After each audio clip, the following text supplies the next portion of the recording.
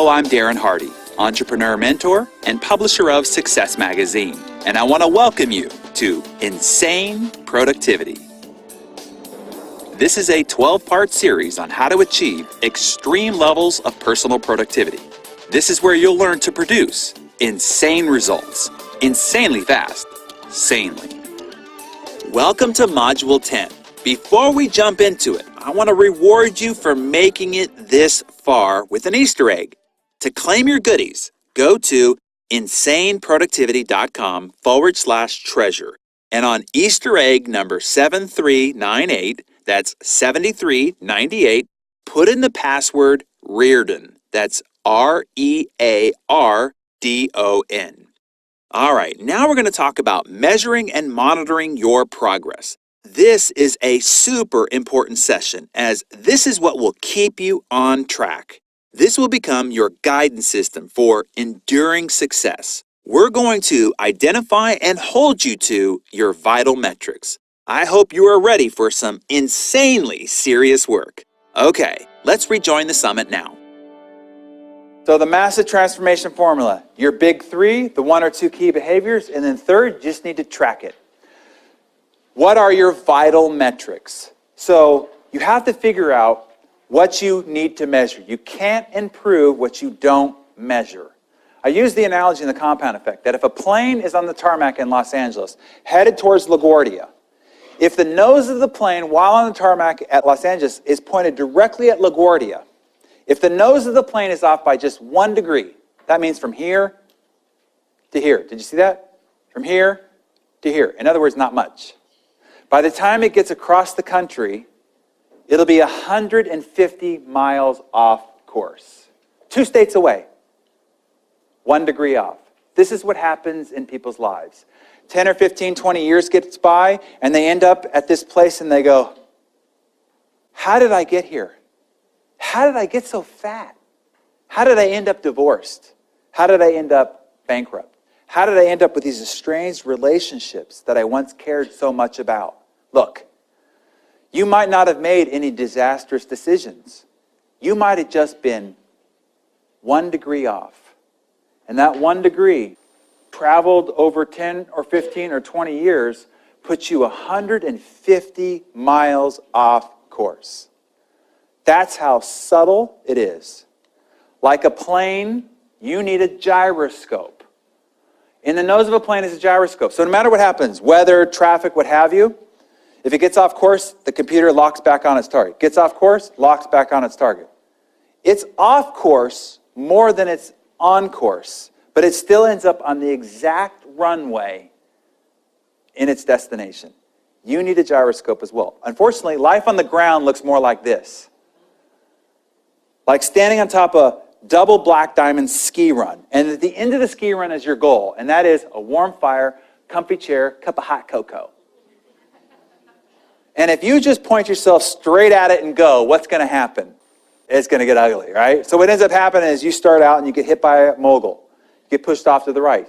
What most people do is they end up just skiing off the mountain. So you have to adjust. You make a turn. Now all of a sudden you get hit by another mogul, pushed off to the left. You got to adjust. And you can adjust all the way down. And if you'll notice the line of this trajectory, it's off course more than it's on course. But you could still end up in the exact destination you want in front of the warm fire, cozy chair, cup of hot cocoa. If you get back on track. And that's where most people fall down. They start getting off track and they drift. And they drift. And they drift so far off track that they don't even know how they got there. What are you going to measure? What are your key metrics? Let me help you. One of the epiphanies that I have, I was sitting with a friend of mine, and I was talking about, I want to build this $100 million company and all the rest of this. And he says, well, why? I says, I don't know, because I can. He says, but why?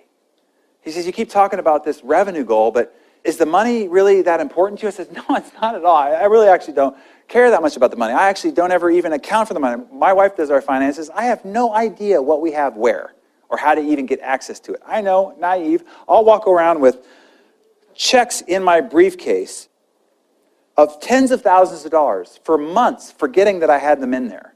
It's not about the money. It's never been about the money. Now, the money's a measurement. It's how I know that I have progressed. But it's not about the money. He says, well, then why do you keep measuring that? He says, what is it about? I said, for me, it's about impact. It's about knowing that I'm making some sort of a positive impact. He said, well, why don't you measure that? I said, never thought of that. He said, look, Success Magazine reaches 3 million people, but what if you just isolated it down to a smaller group that you know, in fact, you have a deeper impact with? And if you can bring them into this tribe, this community, and give them deeper, more meaningful training and education, you know that you can have an impact in their relationships. You can have an impact on their health. You can have an impact on their family. You can have an impact on their income. You can have an impact on their future. Think of the impact that you can have. That was literally the idea for this today. This is why I do this. See, I'm on stages, 25,000 people interview. I do keynotes all over the world. But I realized that that impact is surface. It's nowhere near the impact that I can have with you for 8 hours giving you these kind of strategic ideas.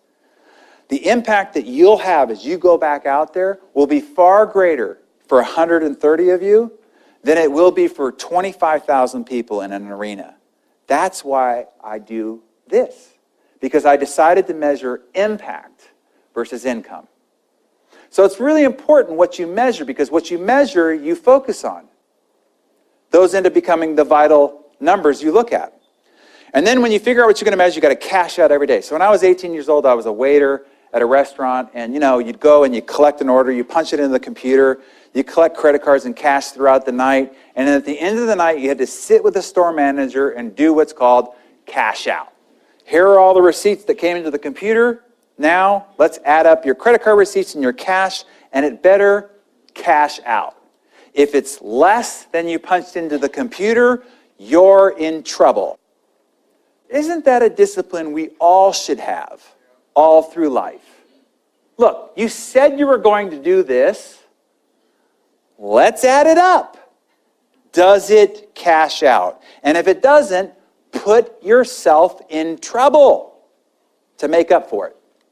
So let me show you an achievement management system, a gyroscope of sorts to guide you all along the way. It is this weekly rhythm register. It is in the Living Your Best Year Ever program. You have a copy of it. Let me show you how it works. Take your big three, and let's say your big three was you want to increase your sales by 30%, lose 15 pounds, increase the intimacy in your relationship. And then you figured out that the 2 habits that you need to focus on being consistent with to increase your sales is the number of hours you spend prospecting and the number of sales appointments that you get belly to belly on. And let's say that the habits for losing 15 pounds are the number of days you do 60 minutes of exercise and the number of days you drink 10 glasses of water. Increasing the intimacy in your relationship, let's say that the love language of your spouse is expressions of appreciation. So you're actually going to measure and track the number of times you express appreciation to your spouse. And let's say maybe the number of magic moments. What are magic moments? Those unexpected things that you do. First surprise, come home with flowers for no reason at all. Leave a lovely note in their briefcase. Send them a text unexpectedly just telling how much you adore them. Those are little magic moments, right? On Sunday, you spend 2 minutes deciding how many times you're going to do each one of those key behaviors. Okay, I'm going to prospect for 6 hours. I'm going to go on 4 sales appointments, 5 days of exercise, 6 days I'll drink 10 glasses of water. I don't know why. Maybe the 7th day is beer, whatever. 10 expressions of appreciation and 3 magic moments. Simple, easy, no problem. And then each day, at the end of the day, you just cash out. Check, check, uh-oh, check. At the end of the week, net it out. Are you on track or off track? Do not let more than a week go by to figure out whether you're on track or off track. Because you could drift, without even knowing it, way off course. That's how you work the weekly rhythm register. No matter how complex, how dynamic your life is, this single piece of paper can be your gyroscope, your GPS. It takes less than 5 minutes a week. 5 minutes a week. and it will keep you on track. Your whole life rolls up to this single piece of paper. By the way, this will also make you happy. There's all this malarkey about happiness these days. It drives me batty. Psychologists say we're most happy and motivated when we see evidence of progress. When you track your key behaviors contributing to your big goals and you see progress, this will make you happy. This will make you happy. So that's what's inside the Living Your Best Year Ever program. That's how you can start using that. Here's another little extra Sunday planning sheet that I wish I had put into Living Your Best Year Ever program. So we all do to-do lists, right? So instead of doing it on just a single piece of paper, do it on this piece. This is, put your big 3 goals there, and then your to-do list, and then put the to-do list inside the box related to which goal. And then the 4th box is for miscellaneous. And you'll end up discovering a couple of things when you do this. Number 1 is, most of the stuff ends up in miscellaneous, which means that it has nothing to do with accomplishing your big 3 goals and should probably not be done at all. The other thing you realize is that one of the goals has nothing to do next week. Maybe you need to rethink your to-do list. This will keep you on track with making sure that your to-do list matches up with your big 3. Really great formula for keeping yourself on track.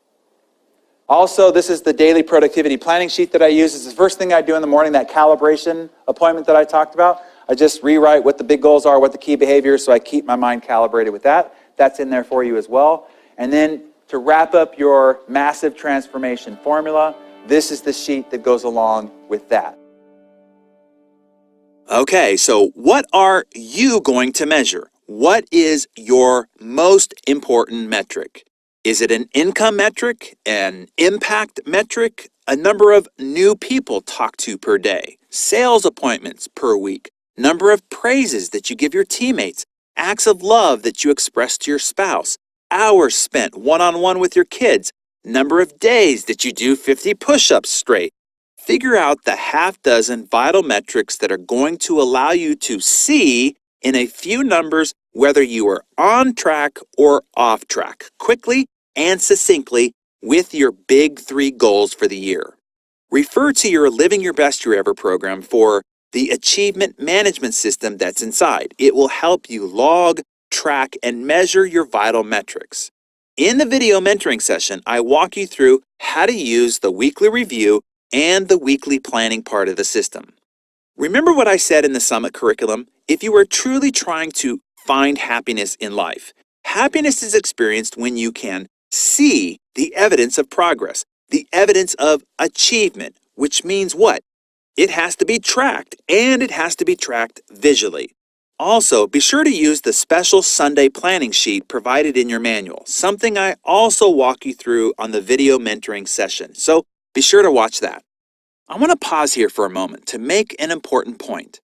Having intensely studied success all of my life, and most particularly the last 20 years as it has been my profession, the older I get, the wiser I become, the more I realize that the entire process of success, achievement, progress, accomplishing your goals, and realizing your dreams in your head is a lot simpler than anyone thinks, believes, or imagines. In fact, I think the secret is hidden in the simplicity. It is so simple that it is easily missed. Jim Rohn used to say something that I got, but I've only recently really gotten. He would say, what's easy to do is also easy not to do. Let me say it again. What's easy to do is also easy not to do.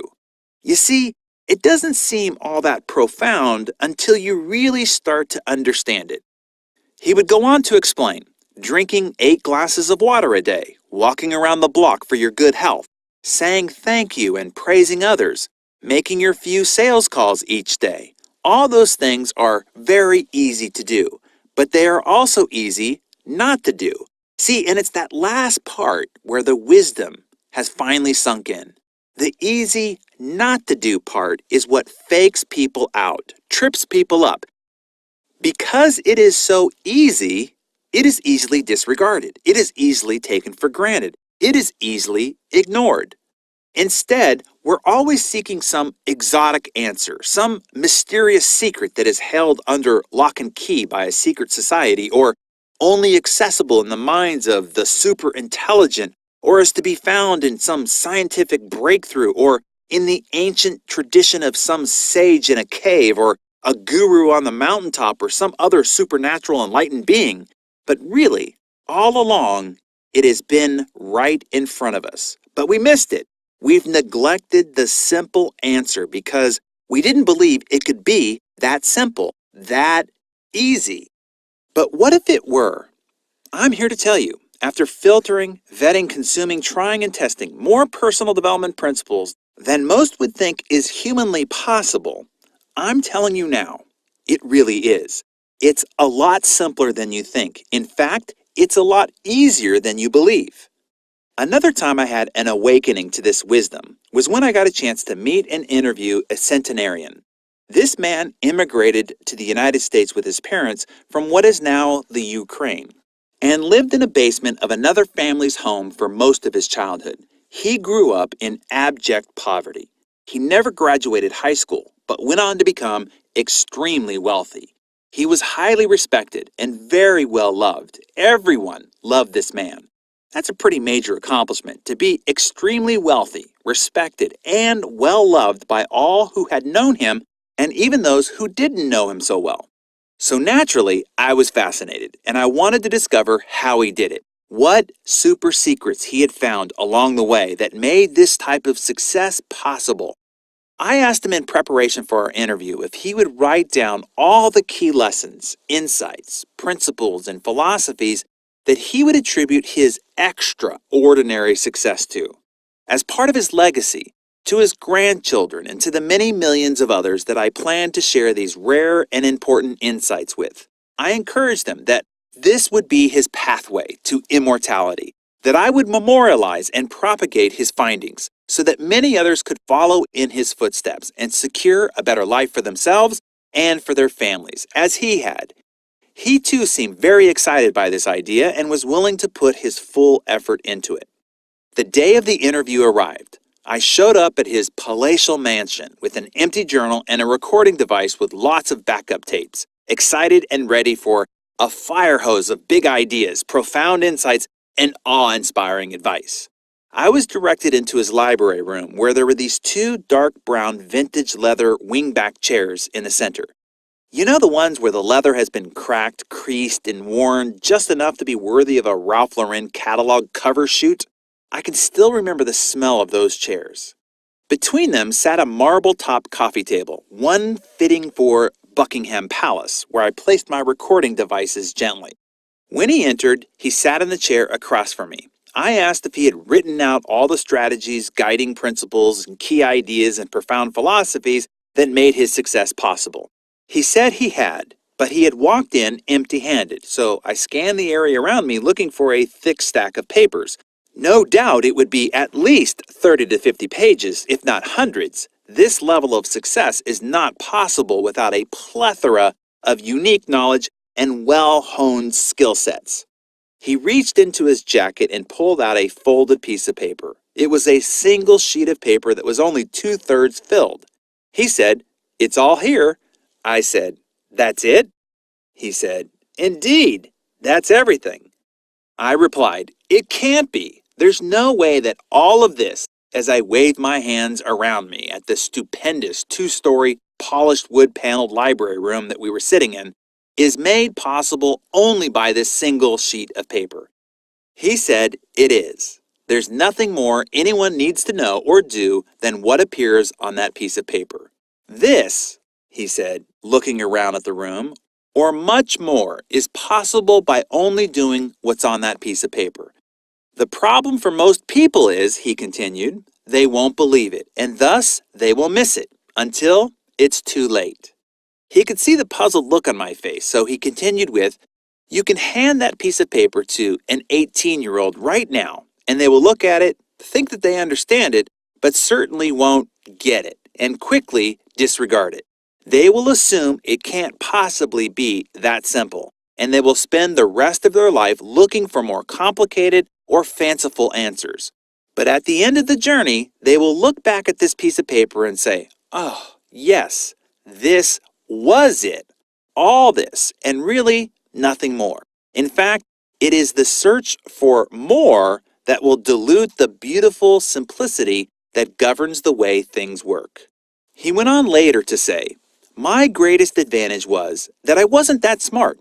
I was raised very simply and under very simple but strict and disciplined principles by my parents. I had to find the simple way to do things. Thus, I would look for the few governing principles in each endeavor, see them for what they were, simple, and just do them simply, without question or trying to complicate it. Lo and behold, the very construct of life, business, relationships, money, and everything else is all based on simple, very fundamental principles. The trick is to not try to be so smart. Or is it to be smart enough to see the beauty and wisdom in the simple truths, the simple guiding principles, and not mess with them and just stick to them? Wow, what a profound day that was. And really, every day since, I'm continuing to unpack that conversation further. That was several years ago now. Every time I look back at that piece of paper that he gave me, I see the quote-unquote secrets or the wisdom of what he wrote even more clearly, with greater depth, but at the same time with more and more beautiful simplicity. It's hard to describe, but I guess that is true of all wisdom. The wiser you get, the more you recognize the profoundness of the wisdom, and the more you truly see and understand its sheer obviousness, its perfect beauty, and complete simplicity. Just this morning, before recording this for you, I was watching an episode on the Discovery Channel called Stephen Hawking's Grand Design. You can stream it on Netflix for free. He said, quote, the cosmos, the universe, the brain, all science, in fact, are complicated systems, operating under very simple rules. Think about that. The most complex systems we know of, the universe, our brain, all of science and life itself, while they are all very complex and dynamic systems, they all operate under very simple rules. And this is also true of success. While success looks like a complex system, it operates under very simple rules, simple principles, simple philosophies or mindsets, simple practices. So to expand on Jim Rohn's quote, they are easy to see and easy not to see. Thus, they are easy to do and easy not to do. Here's a second reason why I think we miss the easy to see, easy not to see, easy to do, easy not to do principle of success. We often use overwhelm as an excuse for inaction. The idea that, well, I just don't know what to do, allows us to excuse ourselves from not doing anything. Hey, what can you do if you don't know what to do, after all? When you really understand this, you start to see the ridiculousness of people's behavior and excuse making. Look, you know what to do to lose weight, don't you? You don't need to read another book on it or go to a seminar or read more blogs about it. You already know. But you have deluded yourself into believing that you don't know. And in order to know, you need to get that next book or sign up for some new diet program. But all that is doing is only keeping you from doing what's simple and easy to do.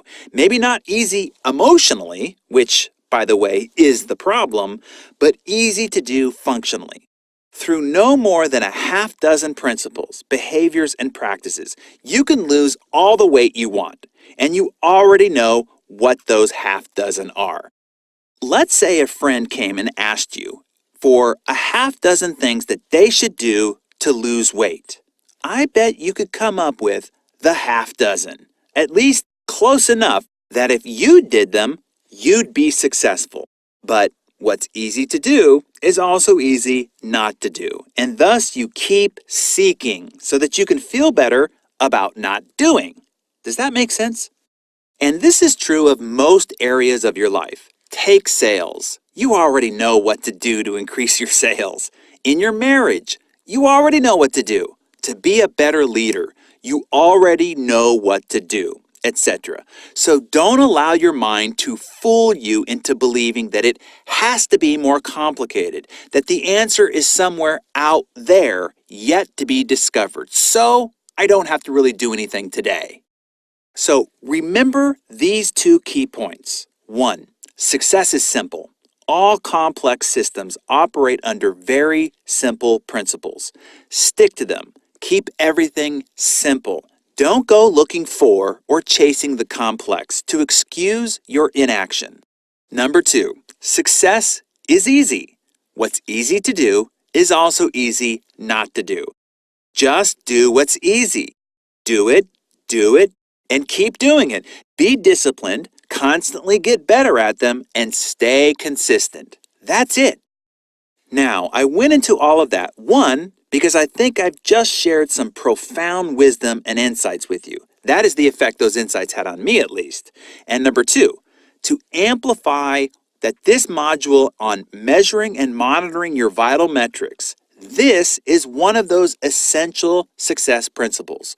We accomplish very complex and dynamic goals, dreams, and aspirations through very simple behaviors or actions that in the act of doing them are not that difficult or that complex, but the accumulated, consistent, and compound effect of those very simple behaviors end up creating this very complex and dynamic outcome. What makes that action and consistency possible is our awareness, and our awareness needs to be constantly activated, reminded, and refreshed. Measuring and monitoring your vital metrics is the mechanism to do just that. While these tools like the weekly rhythm register to monitor your half-dozen behaviors aligned with your 3 big goals seem simple and not that important, I'm telling you they are all important. Its simplicity is its beauty and its power because it makes clear, declutters all the other complexities or mysteries, and breaks it down to the very fundamental day-to-day behaviors that, in the very act of doing them, aren't that difficult, but performed repeatedly with an awareness of constant improvement, will roll up to the achievement of some monumental accomplishments. I know because that's how I've done it myself. It's actually not that difficult. In fact, it's quite easy and simple. The only difficulty is keeping it easy and simple. Look, the 3 simple steps of the massive transformation formula is all that you need to create, well, a massive transformation in your life. Just see the wisdom of its simplicity, thus its power, and have the discipline and consistency to just do the simple steps. 1, pick your big 3. 2, identify the 2 to 3 behaviors for each of the goals. Then 3, track them. Each day, each week, all year long. That's it. That's it, your brain says? Yes, that's it. It's easy, isn't it? Yes, but also easy not to do. Just do what's easy, consistently. Identify and start tracking your vital metrics every day. Stick with it, and miraculously, those numbers will get better and ultimately deliver your big, hairy, and audacious goals. All right, well, in the next session, we're going to talk about multiplying your success, taking you from where you are to where you could be with some improvement. You have that to look forward to. So until next time, I wish you an insanely great day.